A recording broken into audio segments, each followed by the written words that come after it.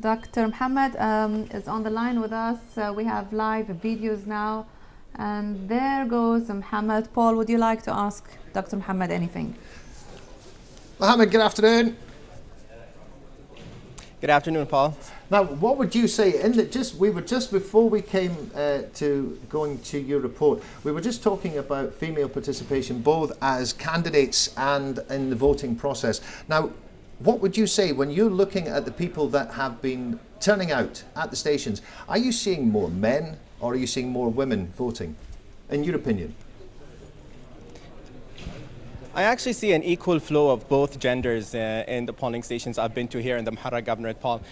What is surprising is I see a variety of age groups of different Bahrainis ensuring that they're here practicing their democratic right and their democratic duty of casting their vote for the right person to represent them in Parliament. Now, for the past few hours, I've been at the Sheikh Khalifa Institute of Technology, which serves the first constituency of the Muharrar Governorate. I spoke to Ahdiya a couple of hours ago, and the flow has been steady ever since I talked to her. Hundreds of people are behind me right now. I'm sure you've seen the footage, or if the camera is now cutting off to see, to shed light on the people that are walking in to cast their votes. The line is up to the entrance of the school, which is very exhilarating to say the least for a journalist especially, and for a Bahraini who is proud to see his people coming in and casting their votes. I also spoke to Dr. Yusuf Abdelhadi, who is the presiding judge in this ballot station, or this polling station. He shared some numbers with me. He said 7,000 Bahrainis are eligible to vote in this polling station. 9 candidates are vying for the parliamentary seats, and 14 municipal candidates are competing in this constituency. Like I said, Paul, steady flow. People are coming in. People are happy to be practicing their rights and fulfilling their duties towards their country. I think, Mohamed, just one other thing for us there.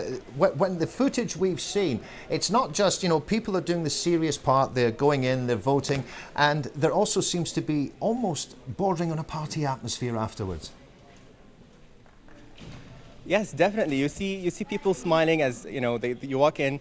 It's very hard to describe. They walk in with their passports, with their ID cards, and you're not allowed to bring in your children inside the polling station, but you can see them leaving their children by the entrance and explaining the process that they'll be going through, why they're here today, and what duties they have towards their country. So once they cast their ballots, you see them smiling as they walk outside. I actually talked to some people before they walked out, wanted to interview some of them, but their English is not the best, but they expressed their happiness, their utmost happiness to be here and doing what they're doing, casting their votes, practicing their democratic right, and fulfilling their responsibility towards our beautiful Bahrain.